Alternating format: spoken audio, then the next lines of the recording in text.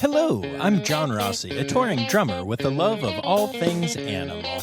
When I'm on the road, I visit as many zoos, aquariums... Hey, wait a minute. What's going on? Hey, what's going on there? Hello? Hello? We interrupt your regularly scheduled program to bring you Rossifari Zoo news. News you can use from the world of zoos and conservation. Every week, we bring you breaking news and analysis from around the globe, featuring the animals you love and the people who care for them. And here's your anchorman, John Rossi. Hi, hello, how are you? Welcome back to Rossifari Zoo News, your look at everything going on in the world of zoos, aquariums, conservation, and general animal weirdness. So y'all, as a friendly reminder, this is a crowd-sourced Zoo News program. So if you would like to be included as part of the team, you can either tag me in stories on the socials at Rossifari or on TikTok at RossifariPod, or email them to me, rossifaripod@gmail.com, and I'll say your name at the end of the episode, whether I use the story or not. And that's how we get all these fancy stories that I riff about on this cool podcast. Yay! But of course, as y'all know, I start off by riffing about my own life. And I am still up here in New England, living in New Hampshire and gigging in Vermont, playing the show Waitress at Northern Stage. And it is going super duper well. I'm having so much fun. The music to this show is absolutely beautiful. If y'all haven't checked it out, it's written by Sarah Bareilles. And I just love Sarah Bareilles. And her work on this show weirdly does not disappoint. So I highly recommend checking it out. And I've been fortunate. My music director has definitely let me put my own stamp on this show, which is, what I get to do in the concerts I play and when I do $1 Million Quartet, but not always the case in more traditional book musicals. So it is very fun to kind of explore putting John into the show. I get to be the waitress version of a John. No, I don't mean that I'm a waitress. Anyway, moving on. Moving on from that topic, the competition is heating up in Penguins International's March of the Penguin Madness. So make sure you're following the competition as we are down to the top 12 penguins, and there has been a lot of drama and some unexpected early exits this time around. There actually seems to be one penguin in particular who is building quite the following. So make sure that you're hitting up the Penguins International social channels and see what's going on with that incredible competition, and check out the videos that I'm making and the videos that I'm doing with Jungle Jordan and Stephanie Arney. And we're having a good time with it all. So make sure you're following along. Oh, and speaking of fun competitive things, I mentioned this on my socials recently, but Rossifari recently got some pretty cool accolades. A site called Feedlist does ratings of podcasts in various categories, and they recently released their top 20 aquarium podcasts list and their top 35 conservation podcasts list. In both categories, Rossifari came in second place, which I am incredibly proud of. In the conservation category, we lost out to the All Creatures podcast, which is an incredible podcast that I certainly have no problem taking a silver to. And in the aquarium category, the list was made up of both podcasts focused on the aquarium hobby, like people with in-home aquariums and stuff, and on, zoological facilities, the water zoos, the aquariums that we all love. And in that category, first place actually went to a hobbyist podcast, and Rossifari was the top one focused on zoological facilities. So again, I'll take it. It is really nice to see Rossifari getting recognition, especially since, it's not like this is a competition I signed up for or applied to or anything. The first I heard of it was when I got the first email announcing that I was on one of the lists, and then I got a second one saying I was on the second one. So yeah, pretty cool. I definitely do not do this for the recognition, but I'm not going to lie. I kind of like the recognition, It feels nice. I work hard on this. I put in long hours and sometimes record way too late at night, he says while stifling a yawn. So, pretty exciting to get those accolades, not going to lie. And then last but not least, before we get to the news, I wanted to take a minute to welcome a new patron to the family. Welcome, Eric Walsh. It means a lot to have you as a patron. And don't forget that if you're listening to this, you too can support the podcast for as little as $3 a month by going to patreon.com/Rossifari, just like Eric did. And in case y'all missed the post, this month's patron exclusive stickers have been revealed, and they are sea lion stickers inspired from my recent experience with the ones at Wildlife World that y'all heard about recently. So again, that's patreon.com/Rossifari to support the podcast and to find out more about those incredible stickers, which are designed exclusively by our friend Laura at the Cappy Trails. We love Laura so much. The artwork done by the Cappy Trails is always incredible. So make sure that you check her out. Again, at the Cappy Trails on the socials, or just look at the amazing shared photos that we have of our Rossifari patron exclusive stickers every single month. All right, so with all of that said, let's get to it.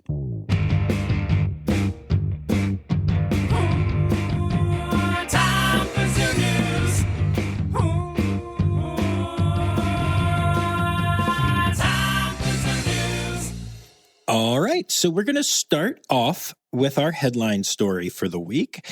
This week is the AZA Mid-Year Conference, which is happening at the Living Desert in California. And damn, I wish I could be there while also, continuing to play waitress in Vermont, but that's not really how that works. So for those of you that don't know, mid-year is exactly what it sounds like. It's like the AZA annual conference I've been covering for y'all the last few years, but it happens midway between the annual conferences. And so it's like the mid-year between the conferences.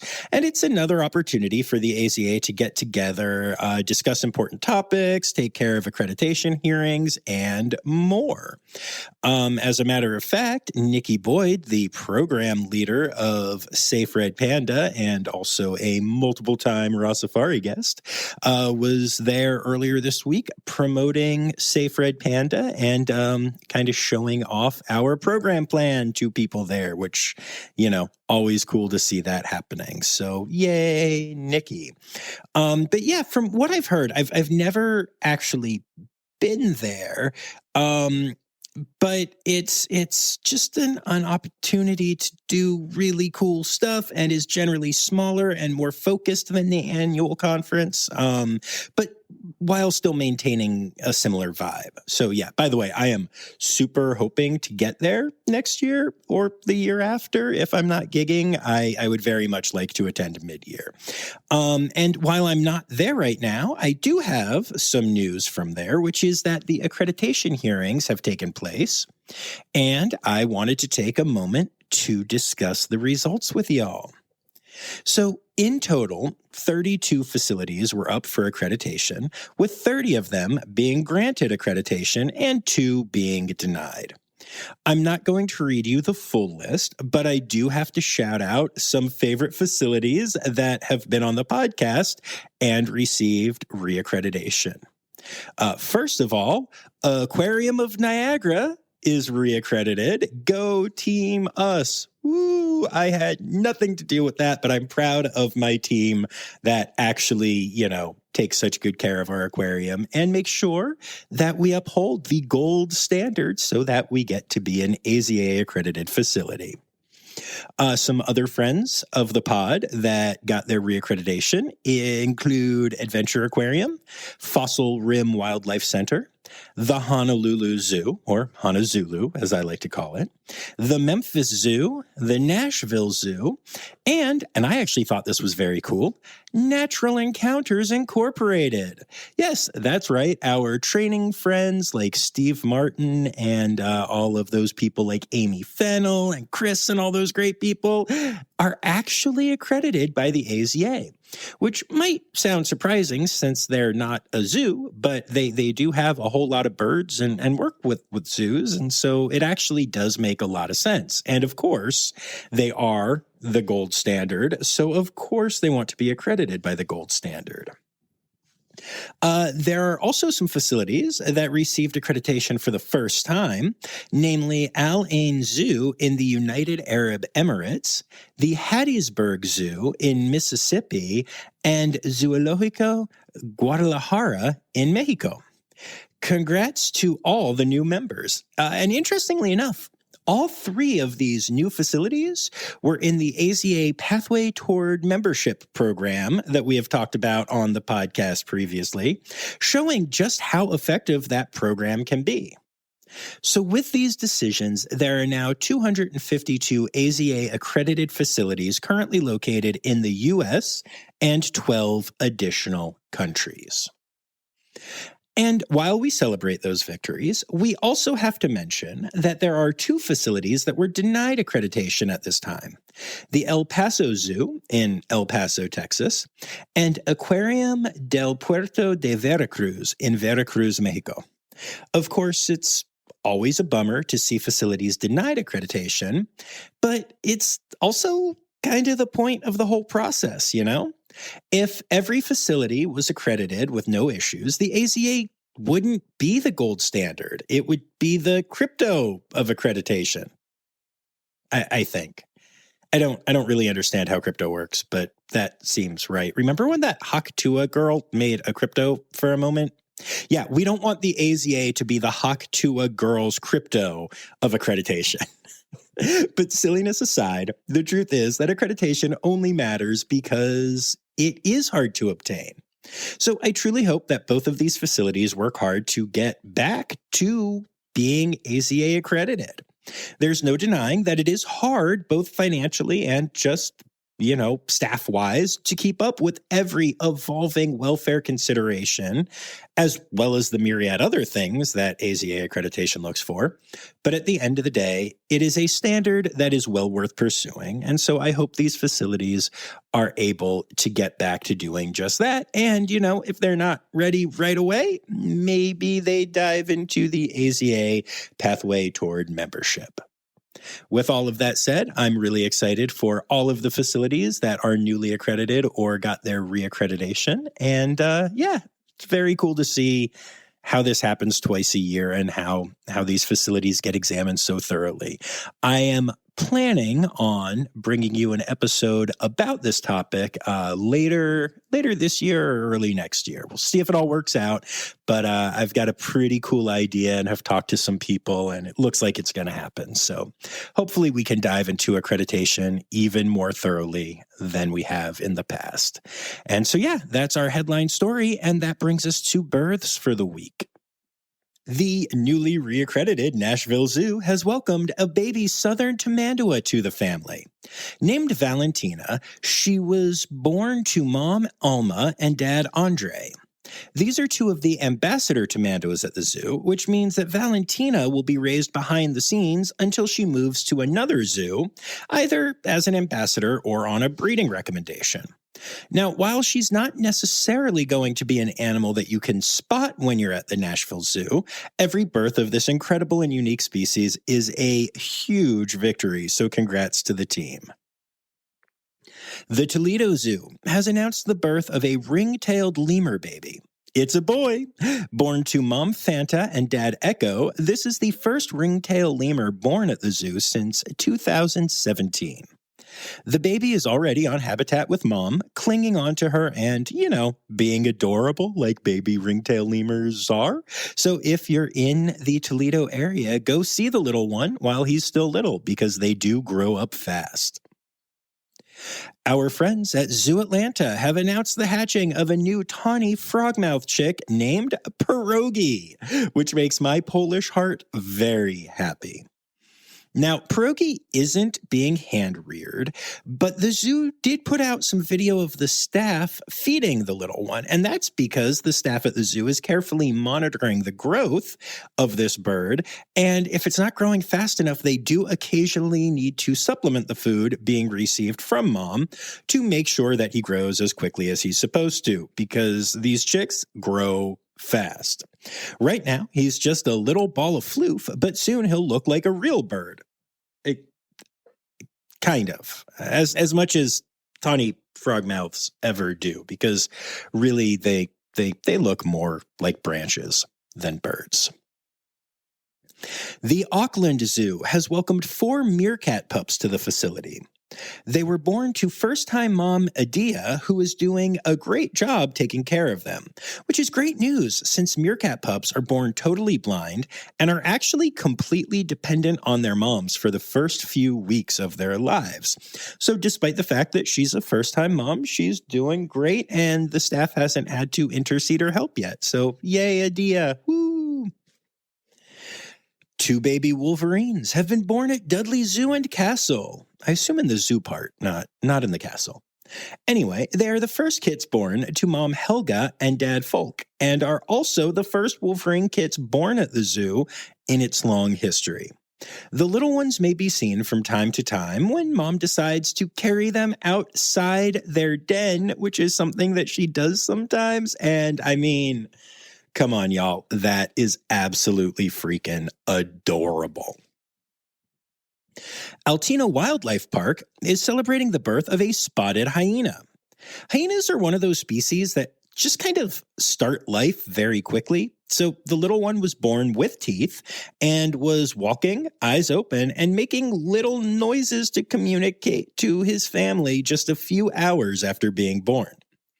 Interestingly, the zoo doesn't know if the little one is male or female because the only way to sex a spotted hyena is DNA testing, because all spotted hyena appear to have male genitalia, even the ones that don't actually have them.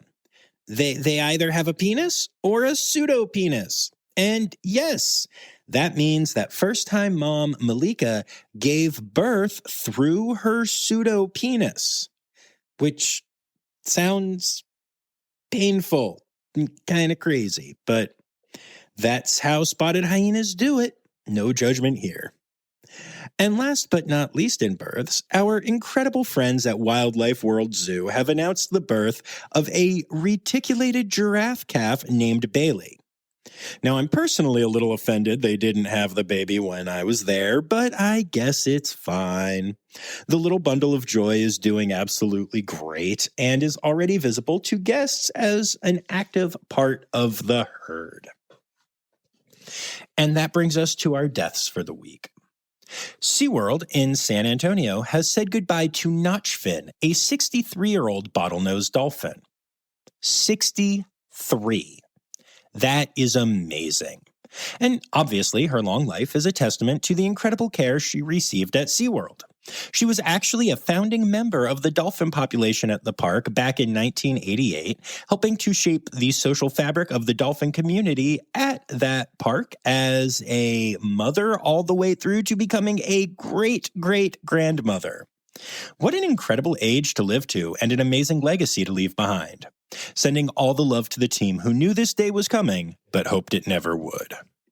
The team at the San Francisco Zoo has said goodbye to Maggie, a female chimpanzee who was 55 years old, making her one of the oldest in the country. Maggie has lived at the zoo since 1970, touching millions of guests' lives in that time. Unfortunately, she had been under palliative care for lymphoma the last few months, and the disease eventually became too much for her. Maggie was known for her love of bright colors, especially when it came to the blankets she chose to make her elaborate nests from. This activity showed her softer side and brought her a lot of joy. She is so thoroughly missed at the zoo. The Memphis Zoo has said goodbye to Kindlin, the southern hairy-nosed wombat. Kindlin was born in 1998 and called the Memphis Zoo home since the year 2000. Kindlin was known for being a great companion animal, both to his keepers and also to the variety of animals he lived with over his long life, as he often lived in various mixed species habitats with other animals. Amusingly, despite getting along well with both people and animals, it did take a while for humans to first earn that relationship. He would often sit with his armored butt facing a new keeper until they praised him enough to earn his love, and then he became a big old softy, unlike said armored butt.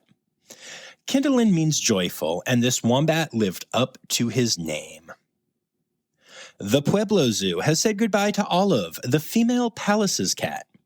She passed away from toxoplasmosis, one of the most common parasitic diseases that infects nearly all warm-blooded animals. Sadly, Pallas's cats are particularly susceptible to the disease, which is why the zoo regularly tests for it, which actually happened just a few months ago, and she was negative at the time. Tai Chi, who is Olive's mate, is now undergoing prophylactic treatment for the disease just in case, but has not developed any symptoms so far, which is great news. So yeah, Olive is missed. Cindy, a 41-year-old southern white rhino that lived at the Louisville Zoo if you will, has passed away. Cindy lived at the zoo since 1985, and with age-related health issues continuing to worsen, the decision was made to say goodbye. Cindy was incredibly well-trained and was able to voluntarily participate in her own healthcare, making her age-related conditions easy to manage for a long period of time until they just overcame what people can do for them. I am so grateful to her incredible team for taking such great care of her and building those amazing relationships that allowed her to thrive for so long.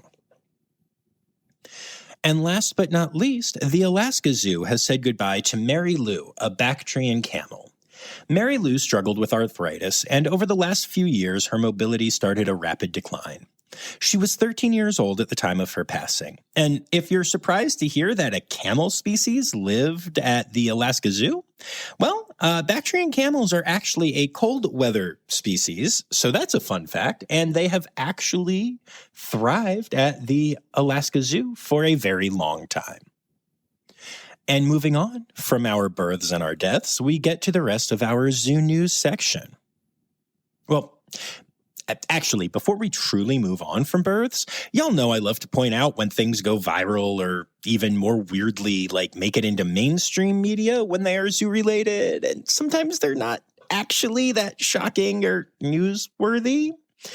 Well, this week, ABC World News Tonight did a feature on the fact that there is a supposed baby boom of endangered species at zoos in the United States. Now, y'all listen to Zoo News Weekly, and you know that every week there's a baby boom in U.S. zoos and aquariums because, weirdly enough, they house a lot of animals, and a lot of those animals do a lot of breeding behavior, and that means there are a lot of babies. I literally get more birth announcements than I can use every single week. And sometimes it's more than double or even triple what I can put into the podcast before I start to worry that it becomes too repetitive. But apparently the editorial staff at ABC World News Tonight doesn't listen to Rossifari, those jerks. Doesn't listen to Rossifari, and so they saw some of the viral births we've talked about on here recently, such as the clouded leopard at Nashville, and they turned it into a story. And look, the story was positive and talked about how zoos and aquariums are helping to save species, so yay for good press. I threw my hand up in the air when I said that, as though this was a video podcast. But anyway, but I won't lie, it does annoy me a little bit because instead of acting like this is some unique and newsworthy event that is happening right now, mainstream media should be talking about the fact that this is what zoos do. Daily, weekly, monthly, yearly, right? This is what they do, SSPs and stuff, y'all. So yeah, I'm super duper happy for the good press. I truly am. But I also find myself yet again just shaking my head at how even positive stories like this are often off the mark and just kind of sensationalism, right? It's sensationalized for views. But at least in this case, it's like sensationalizing a really positive thing that happens all the time. So I'll take it. The Pueblo Zoo has recently been the subject of speculation in the press that they might be at risk of closure due to budget cuts that are affecting the zoo. Talking about government budget cuts here. The zoo has come out making it clear that while they are facing serious financial constraints due to the new budget not being super friendly to the zoo has no intention of closing and will remain focused on giving exceptional care to the animals there, as well as providing incredible guest experiences. The zoo is committed to examining new fundraising events to go along with their Brew at the Zoo and Zoofari events, and will continue to pursue new revenue streams to help offset the financial losses from the reduction in funding. One thing they might want to consider is a set of pins. Okay, that seemed weird, but it was actually a transition to the next story because the Cincinnati Zoo is doing something cool, especially if you're like me and you collect enamel pins. They have started a collectible pin trading program. You can start off by buying a starter pack at the gift shop, which includes Thane Maynard, the president of the zoo, holding a baby gator, a Fiona pin, of course, a Swan Lake 1875 pin, and half of a best friend's heart that has Chris the cheetah on it. And then you can get additional pins by trading with staff and volunteers at the zoo. So far, I've seen the other half of the best friend's heart, and of course it has Remus, the cheetah puppy, an individual pin for each of the members of the most famous bloat of hippos out there, as well as one of the whole bloat, and yes, that's separate than the Fiona pin that you can get in the starter pack. There's also a pin featuring Rico the porcupine. I think he is wearing a bow tie, and more. There's lots of cool stuff out there already. And each month, more pins will be made available both in the shop and exclusively for staff and volunteers to trade. I really, really love this initiative. And I'm sure that when I finally get back to the Cincinnati Zoo, and y'all, it has been far too long, I'm going to spend a whole lot of time trying to get as many pins as possible. Zoos Victoria has announced the official opening of the Elephant Trail exhibit at Werribee Open Range Zoo. Now, we've talked about this initiative before, but as a quick reminder, this is a 21-hectare habitat with 6 separate areas to explore, including 2 huge swimming pools for the elephants and all kinds of novel enrichment. This elephant home has had animals travel from far and wide around the country of Australia to become the kind of habitat that every elephant in human care deserves. And I am so excited it is now open to the public. So, going back to last week for a second, I shared a couple stories about animals escaping at various zoos, and I made a comment about how it looks like a trend, but it clearly isn't, and how sometimes, you see these things that look like trends, but they're just a coincidence, especially when you're hyper-focused on a very specific topic, like, say, zoos? Well, that trend, or coincidence, has continued this week as a winter storm on March 20th led to 2 North American river otters escaping their habitat at the new zoo in Green Bay. The otters in question, Louie and Ophelia, got through a small breach in the fencing of their habitat, and video footage from the zoo showed the pair having a grand old time wandering the zoo, playing in the snow, sliding around, and, in general, being otters. But then they wandered beyond the view of the camera, and as of now, the 2 are still at large. Given that the zoo is surrounded by natural ponds and other waterways, it's actually a very real possibility that the 2 may never be found. And this is especially true because while both have lived in human care for quite some time, they were actually born in the wild and were brought into human care through a rehabilitation process that deemed them non-releasable. It turns out that the otters may have decided they were releasable after all. The zoo is hopeful that with ample food and a habitat that is very otter-friendly, the pair may well be thriving and hopefully will soon be found. The zoo is doing everything in their power to reunite with the duo and even remain hopeful that the pair may find their own way home. Fingers crossed that they do. And last but not least in this segment, congrats to our friends at Edmonton Valley Zoo on the opening of their new Arctic wolf habitat. The area is home to 3 Arctic wolves named Tundra, Aspen, and Inori. It's a large naturalistic environment for the wolves with water features and in-earth den and digging areas. It looks absolutely beautiful. So congrats to the zoo and to the Valley Zoo Development Society for doing such incredible fundraising that this dream habitat was able to become a reality for these amazing wolves. Conservation! Conservation! News time! Oh yeah! I do not have a reintroduction story for y'all this week.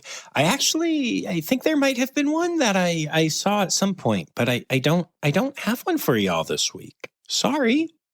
I will say, though, that 2 cougar cubs were spotted in Michigan recently, which is a huge deal because it is the first time cougars have been spotted in the state since they were hunted out of existence in the area in the early 1900s. And obviously, cubs mean adult cats as well, so hopefully this is the start of the repatriation of the species to a state it has not been able to call home for a very long time. And this was not part of any reintroduction plan or anything. You know, cougars don't actually pay attention to state lines or boundaries. So, yeah, it just shows that you know, at least some of these cats have moved back into the area. So that's exciting. 17 mountain bongos have been released into a specially designed sanctuary in Kenya after living in Palm Beach, Florida. This repatriation was done by the Rare Species Conservatory Foundation in close collaboration with the Liwa Wildlife Conservancy, Tusk, DHL, and the Kenya Wildlife Services, and it represents a huge step for the species. Bongos are in trouble, y'all, and the ability to raise them up in Florida and then send them over to Africa is pretty darn incredible. Special thanks to DHL for making such an amazing delivery. And then last but not least in conservation news this week, as a huge fan of seals, I was surprised to find out that on Sable Island, which is part of Nova Scotia, over 90% of gray seal pups don't survive their first year. WHOI biologist Michelle Shiro has set out to figure out why.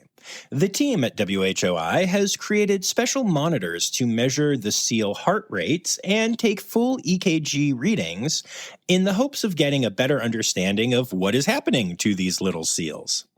Sable Island is a very remote area, so it's not like there is a lot of human-animal conflict leading to the mass die-off of young, so hopefully the team is able to use this new technology to figure out what is going on and to better the mortality rate of young seals in the area.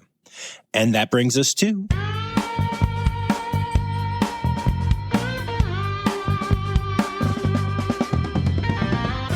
In other news. All right, so I guess technically I could have dropped this into conservation news, but I feel like it really deserves to be here in the spot reserved for the weird and random stuff animals do.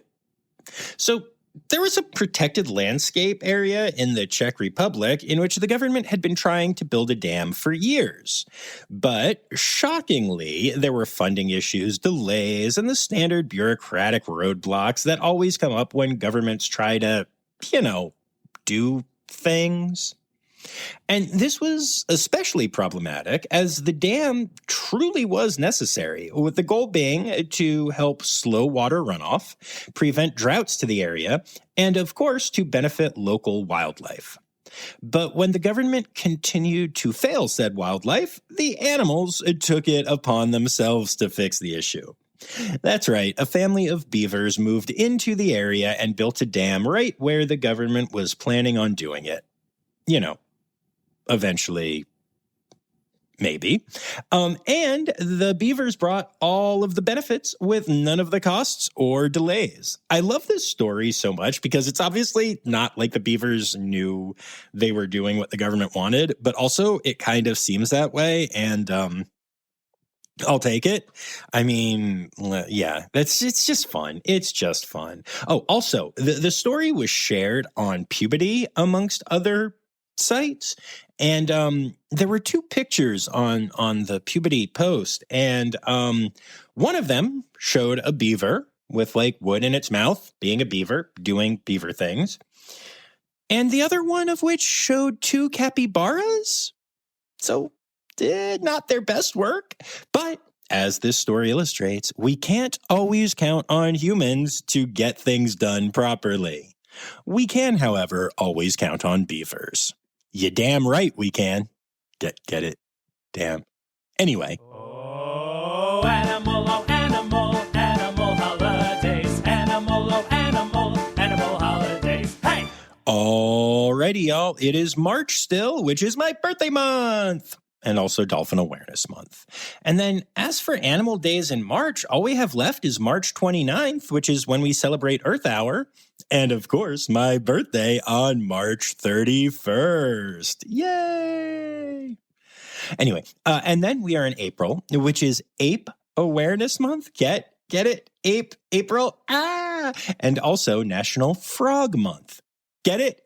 Frog? No, that one doesn't work. Never mind. But yes, Ape Awareness Month and National Frog Month. And then April 1st is World Water Frog Day. And April 2nd is National Ferret Day. And those are your animal holidays for the week.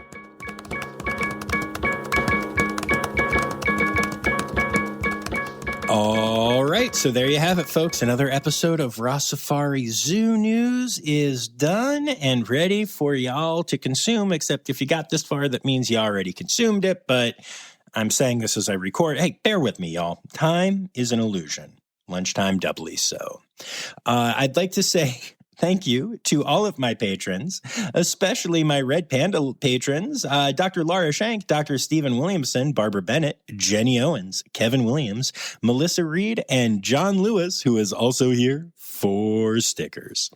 And then, of course, we get to everyone who contributed stories this week. I would like to say a sincere thank you to Anya Keene, Colleen Linehan, Kim Cooley-Croninger, Carrie Kirkpatrick, Kevin Williams, Emily Rockbook, Dr. Laura Shank, Matt Patford, Ken Tryon, Marianne Rossi, Jacob Zinn, Holly Page, Ali Malensky, Kay Malensky, The Malenskys.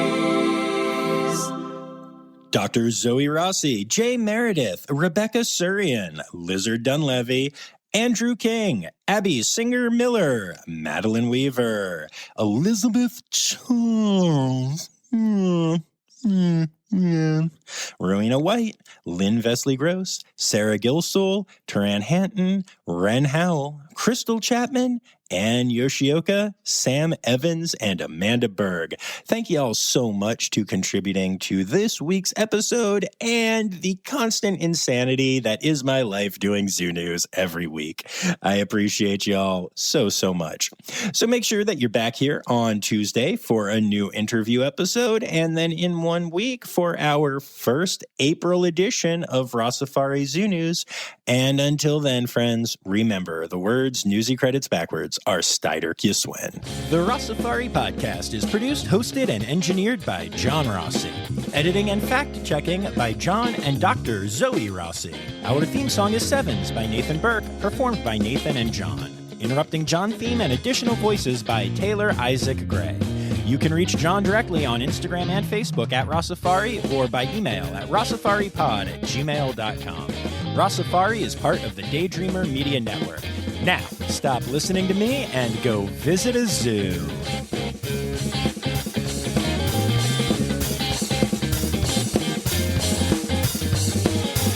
As he was often in a